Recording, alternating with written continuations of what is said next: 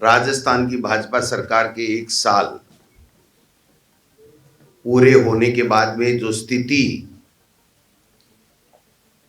बनी है, इस सरकार की जो विफलताएं हैं, जो कमियां खामियां हैं, जो प्रदेश की बदहाली इन्होंने की है, उसके बारे में हम आपसे मुखातिब होंगे, अपनी बात रखेंगे। पहले मैं बात रखूंगा, फिर हमारे नेता प्रतिपक्ष जूली साहब बात रखेंगे। हम लोग एक वीडियो भी, फिल्म भी हमने जो बनाई है 1 साल के ऊपर, वो वीडियो फिल्म भी दिखाएंगे। एक पंपलेट भी जारी करेंगे। जो सब चीजें समाहित नहीं हो सकी, लेकिन हम लोग उसमें प्रमुख इनकी विफलताओं को उजागर करेंगे और हमारी जो कांग्रेस की सरकार की जो प्रमुख उपलब्धियां थी, जिसको आप एकदम मिनिमाइज करके कि भाई ये प्रमुख थी, जो उसको कमजोर करने का इस सरकार ने काम किया, जनता के लाभकारी थी वो योजनाएं। तो ये मोटा मोटी इस प्रकार से एक राइजिंग राजस्थान के बारे में 5 मिनट में जो भी राजस्थान राइजिंग के नाम से इन्होंने धोखा किया है या गफलत करने जा रहे हैं या जो षड्यंत्र करने जा रहे हैं, उसके बारे में हमारे जयपुर जिले के जो इंचार्ज हैं रोहित बोरा जी, वो भी बताएंगे। फिर हम आपके क्वेश्चन जिससे भी संबंधित आप पूछना चाहोगे, मेरे से पूछना चाहोगे, मैं बताऊंगा। जूली साहब से पूछोगे, जूली साहब बताएंगे। और राइजिंग राजस्थान से संबंधित अगर कोई बात ये जो कहेंगे उसमें से आप पूछोगे तो हम बताएंगे। हम आपका आधा पौन घंटा लेंगे। मुझे उम्मीद है कि आप सब लोग उसको सुनेंगे। मैं शुरू इस प्रकार से करता हूं कि देश के प्रधानमंत्री ने, बीजेपी आरएसएस के नेताओं ने 12 महीने पहले जब इलेक्शन थे 2023 में, तो उन्होंने बड़े बड़े वादे इस जनता से किए थे। हर वर्ग को हमारे समय में पीड़ित बताया था, कानून व्यवस्था छिन्न भिन्न बताई थी, और महंगाई की बात, बेरोजगारी की बात, पेपर लीक की बात, नहीं सहेगा राजस्थान जैसे नारे लगा करके उन्होंने सत्ता प्राप्त की थी। लेकिन आज हिसाब का समय आ गया है।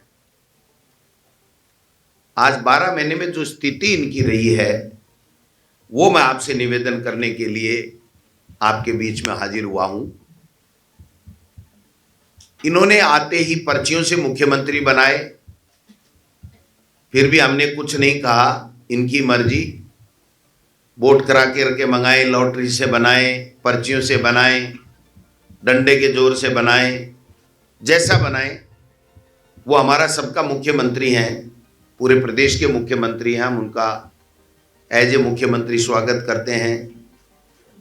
लेकिन बनने के बाद में आज की तारीख तक मुख्यमंत्री जी की जो प्रशासनिक पकड़ होनी चाहिए, वो कोई पकड़ नहीं रही। उनका जो सरकार चलाने का अनुभव नहीं था, उसकी गहरी चोट हमारे प्रदेश के शासन और प्रशासन पे लगी है। बनते ही इन्होंने कहा था कि 800 कार्यों की हम समीक्षा करेंगे। मैं कहना चाहता हूं कि एक भी कार्य की समीक्षा इन्होंने किस प्रकार से की, आज तक कोई रिजल्ट नहीं आया। पहली विफलता इनकी है। दूसरी विफलता इनकी यह है कि दिसंबर 2023 में सरकार बनते ही इन्होंने वित्त विभाग के माध्यम से एक आदेश जारी कराया था कि जो भी कार्य चल रहे हैं रोक दिए जाएं, जो भी स्वीकृतियां हैं उनको होल्ड कर दी जाए, जो भी वर्क हो गए हैं, जितना हो गए उसका मूल्यांकन कर लीजिए, आगे हमारी बिना अनुमति के वो कार्य नहीं किए जाए। यानी जो विकास के काम होने चाहिए थे वो सारे के सारे उस परिपत्र से, उस पत्र से, उस सरकारी वित्त विभाग के आदेश से आज की तारीख तक भी वो होल्ड पे हैं। एक भी कार्य उनमें से शुरू नहीं हुआ है। 12 महीने हो गए, आप महीने भर होल्ड पे रख लेते, 2 महीने रख लेते, 3 महीने रख लेते, 4 महीने रख लेते।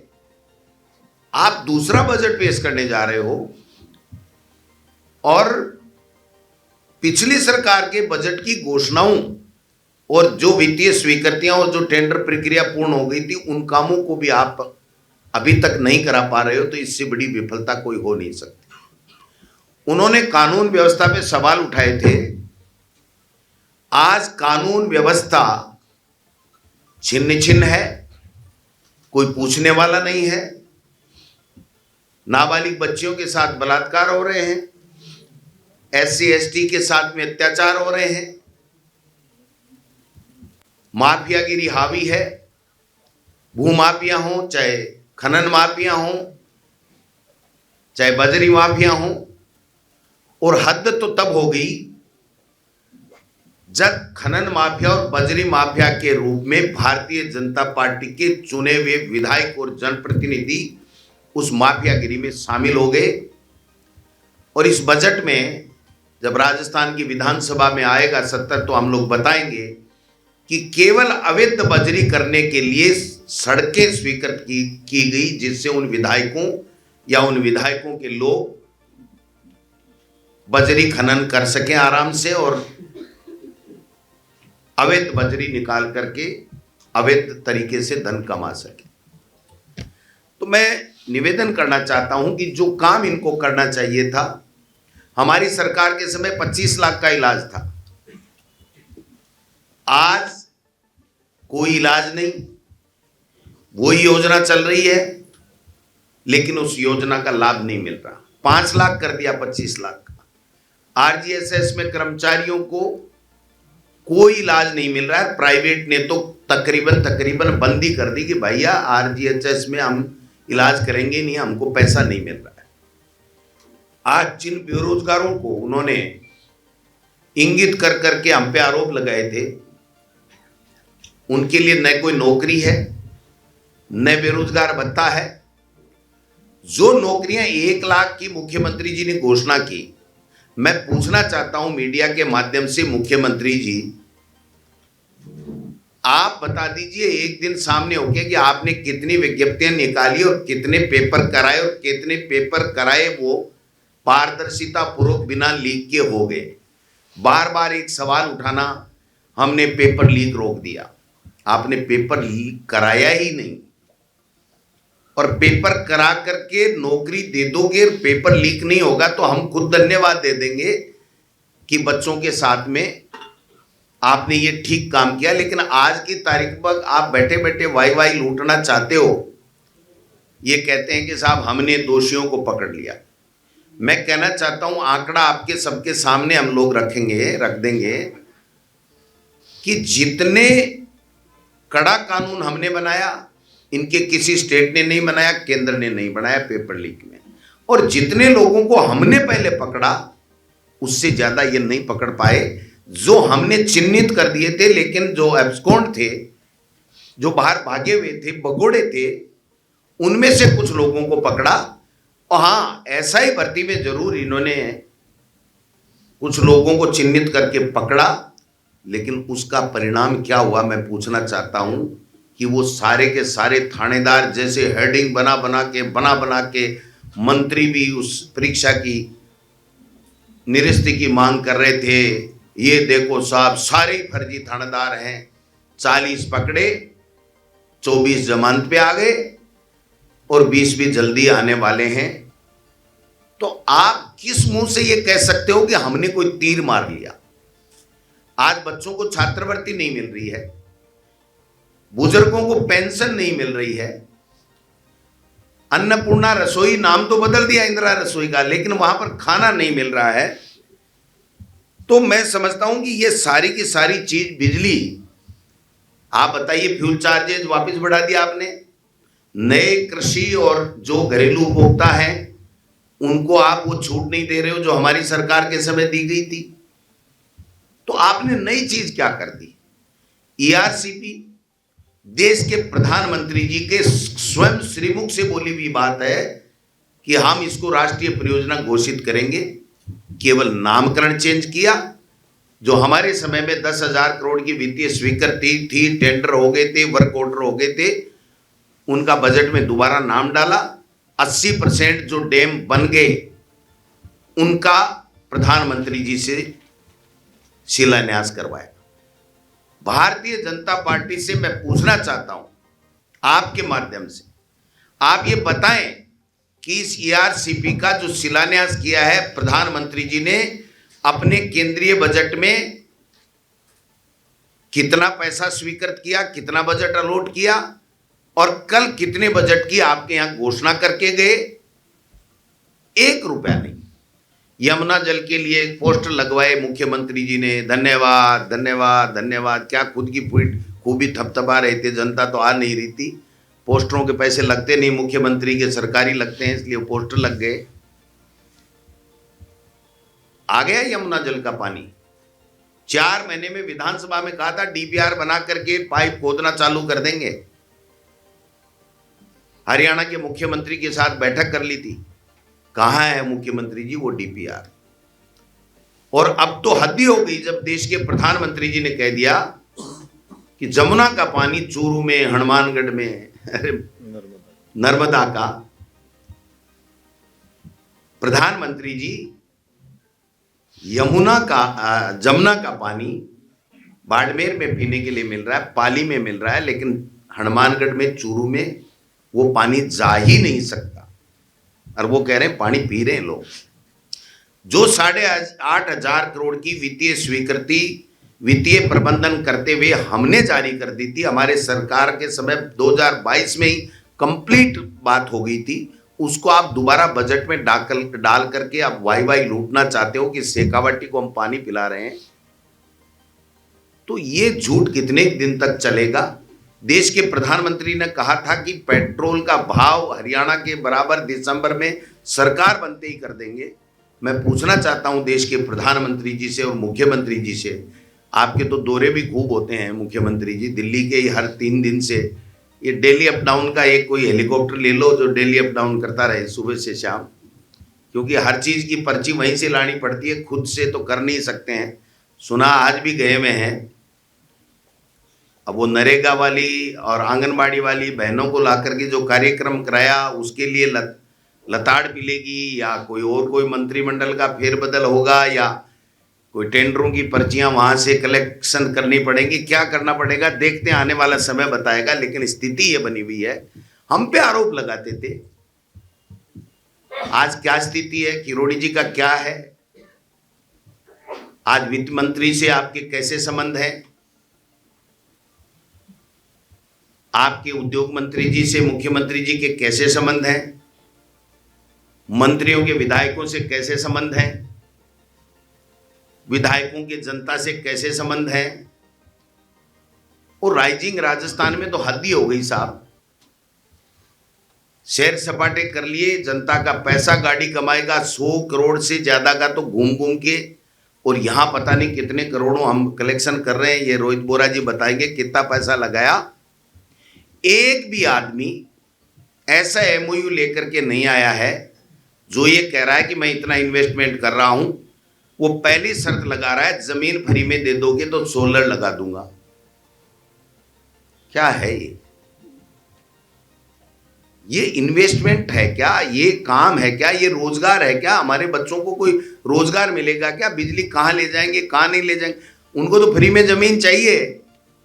और एक खेल और समझ में आ रहा है इस राइजिंग राजस्थान में कि कुछ बीजेपी के नेता ने रजिस्ट्रेशन करा रखा है कि जमीन अलॉट करानी है, रजिस्ट्रेशन करा लिया हमने, इसलिए फ्री में या सस्ती में डीएलसी रेट पे जमीन मिल जाएगी, तो हम भी कोई छोटा मोटा उद्योग लगा लेंगे। भाई ये राजस्थान की संपदा है, इसको लूटने नहीं देंगे, चिंता करने की बात नहीं है।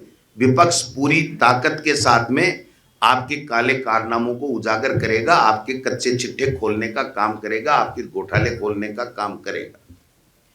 मैं इतना ही निवेदन करना चाहता हूं कि किसानों के साथ में जो धोखा चल रहा है, वो जो धोखा है, डीएपी दी नहीं, 2700 रुपए गेहूं के दिए नहीं,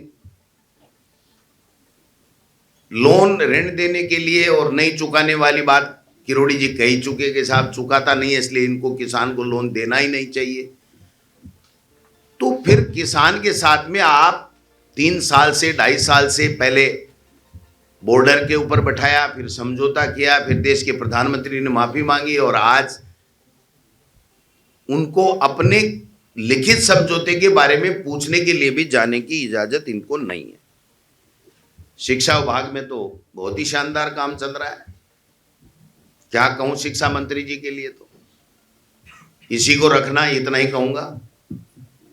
5 साल तक शिक्षा मंत्री यही रहे और अगर भारतीय जनता पार्टी शासन में आ जाए तो गोविंद डोटासरा आप प्रेस के सामने फिर दोनों कान पकड़ के कह देगा कि वास्तव में यही शिक्षा मंत्री जोरदार था, हमारी सोच गलत थी। कोई भी ऑर्डर किया सारे यूटर्न, पहले इंग्लिश मीडियम स्कूलों को बंद करने की साजिश की, जनता उठ खड़ी हुई, इन्हीं के जनप्रतिनिधियों ने कहा भाई क्यों। मेरे पास वो चिट्ठी भी मौजूद है जिसमें खुद शिक्षा मंत्री मदन दिलावर में अपने विधानसभा क्षेत्र में मुझे लिख के दी थी, शिक्षा मंत्री को लिख के दी थी, ये इंग्लिश मीडियम स्कूल खोल दो, और वो आज इंग्लिश मीडियमों के पीछे आरएसएस के कहने से पीछे पड़ा हुआ है कि इसको बंद कैसे करूं। आप बताइए, शिक्षकों की भर्ती, स्टाफिंग पैटर्न और कोई नवाचार, ट्रांसफर पॉलिसी, कभी भी आप पूछ लो, ये मुख्यमंत्री जी बताएंगे, ये समय बताएगा। एक बात और कहनी है उनको तो, कि कोई भी शिक्षा में सवाल पूछे तो मंत्री जी ये कहते हैं कि अब भविष्य में आने वाला शिक्षा मंत्री तय करेगा। तो चैप्टर तो क्लोज हो, उनको क्या कहें क्या नहीं कहें। अब केवल इतना निवेदन करना चाहता हूं, नए जिलों के बारे में बहुत बातें हो गई, हम समीक्षा कर रहे हैं 800 कामों की, नए जिलों की, सब इंतजार कर रहे हैं, प्रशासनिक व्यवस्थाएं पूरी ठप पड़ी है। कोई कलेक्टर काम करने को तैयार ही नहीं है कि मेरा जिला वापिस 1 होगा, 2 रहेगा, मैं रहूंगा नहीं रहूंगा। और अब तो हद ही हो गई कि जब इन सारी चीजों के साथ साथ जातिगत दुर्भावना फैलाने का काम भी सरकार अगर करने लग जाए तो इससे बड़ा दुर्भाग्य इस प्रदेश का कोई हो नहीं सकता। मैं एक चिट्ठी लेकर के आया हूं, एक ट्वीट लेकर के आया हूं।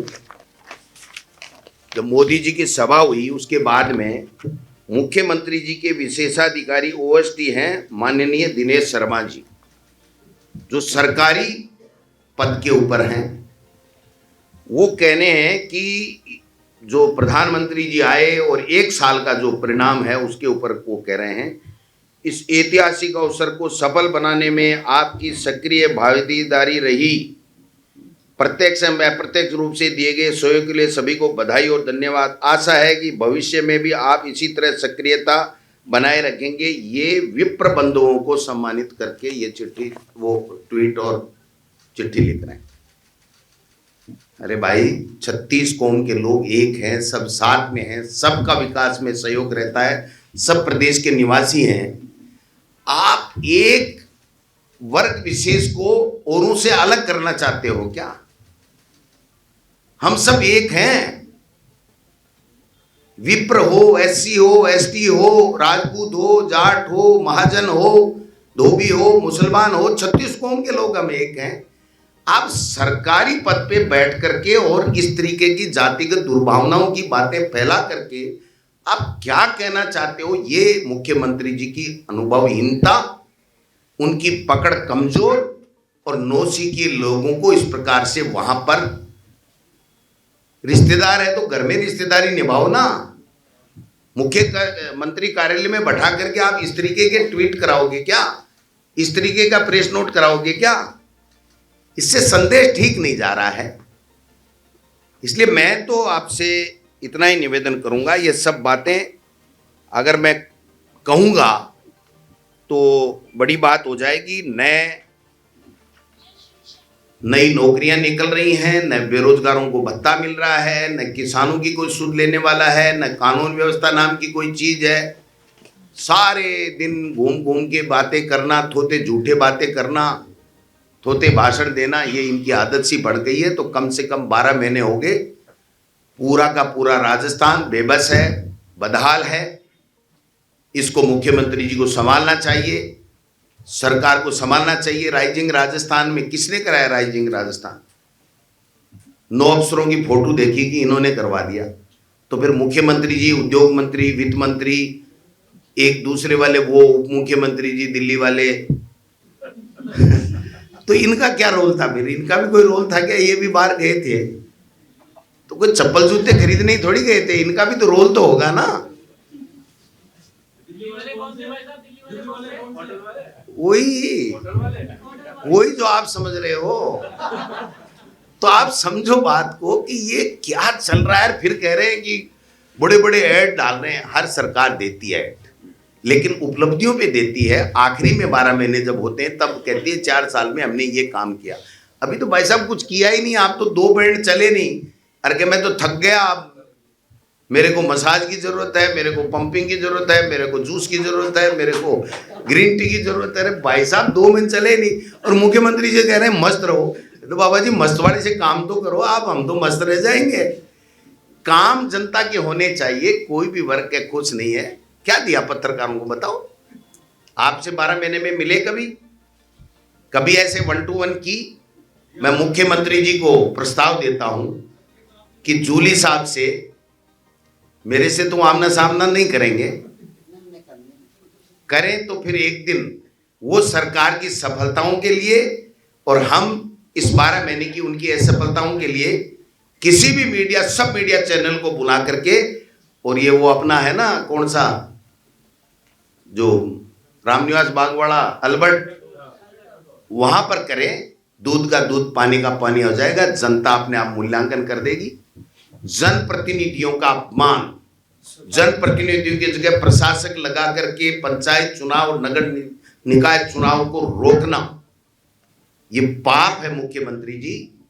भरतपुर में जहां से मुख्यमंत्री जी जाए जन्मे हैं, वहां के जिला प्रमुख का चुनाव नहीं करा रहे और कह क्या रहे हैं?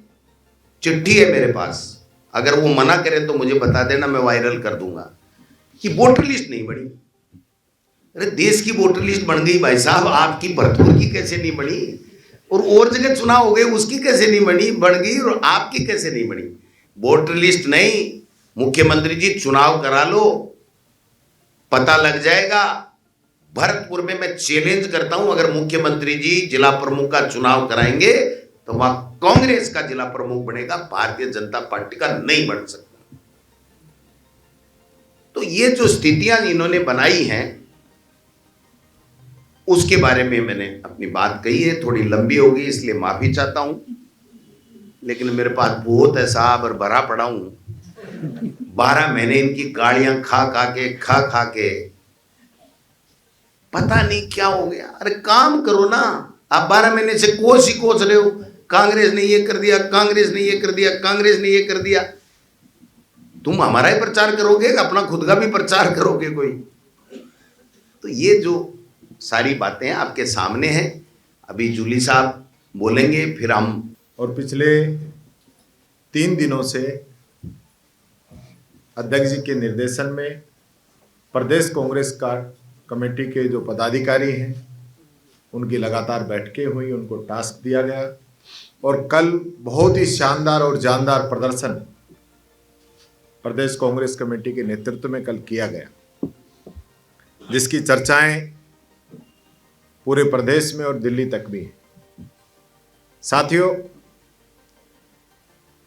मैं पूछना चाहूँगा, जो सरकार ने 1 साल में काम किया है, जो सरकार ने जनता से जो वादे किए, उनकी हकीकत क्या है, वो मैं मीडिया के माध्यम से भी सरकार से भी पूछना चाहूँगा।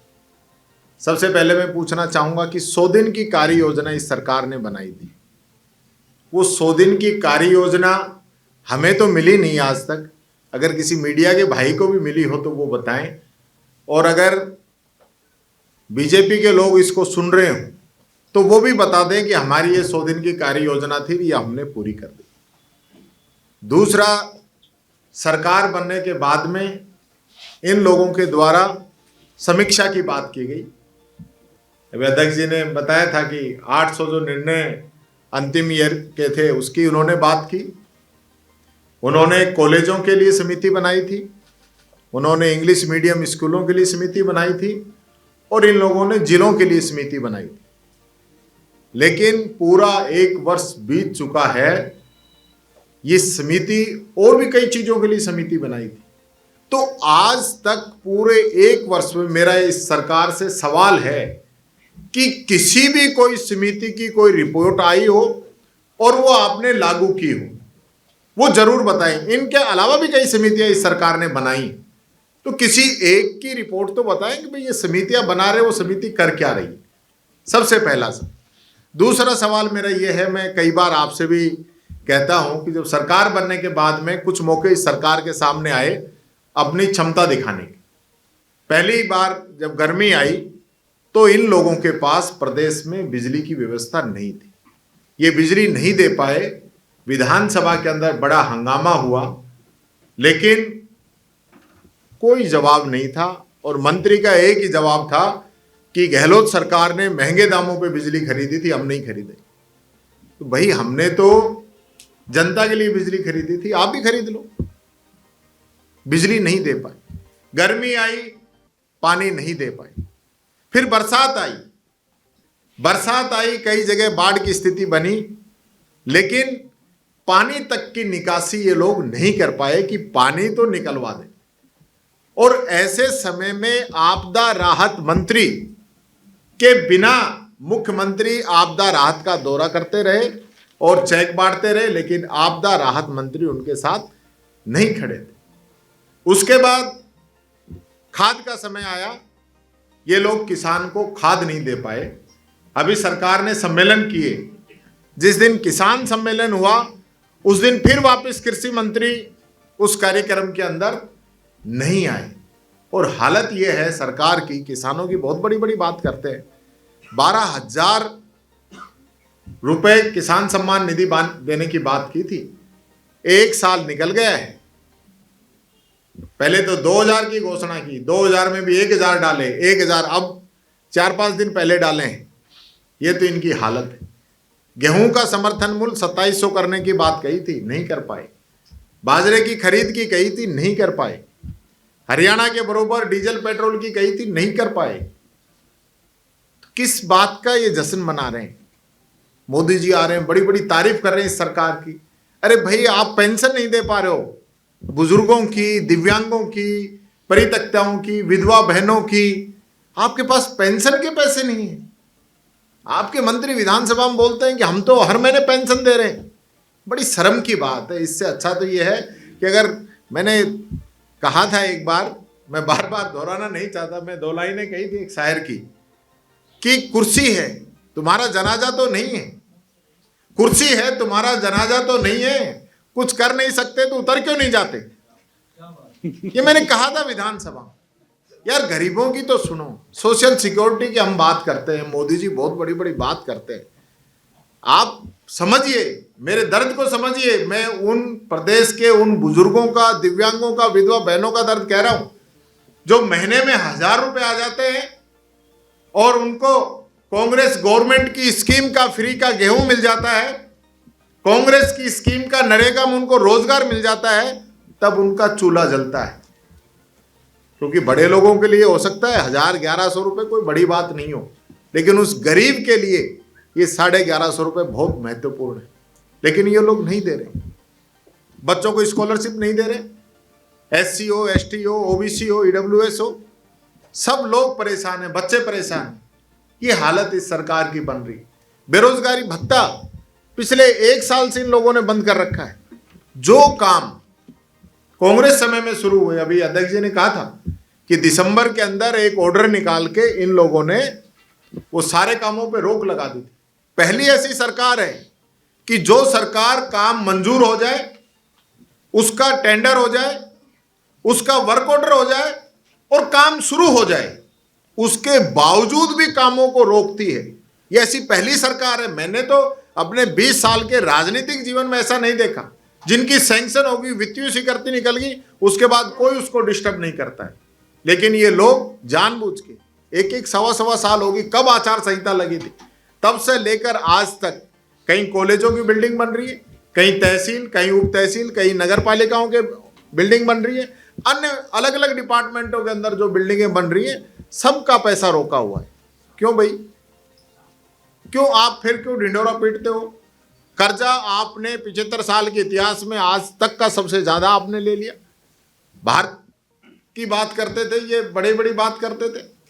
आज राजस्थान के अंदर जब हमारी सरकार थी, तब इन्होंने कहा कि बहुत ज्यादा कर्जा ले लिया, लेकिन इन लोगों का कर्जा जो है, इन लोगों का जो कर्जा है वो ऐतिहासिक स्तर पे पहुंच गया। अभी तो जो विधानसभा में इन्होंने आंकड़े दिए ना, उसको भी क्रॉस कर जाएगा। अभी तो दिसंबर ही चल रहा है, अभी तो 3 महीने बाकी है, ये हालत इन लोगों की हो जानी।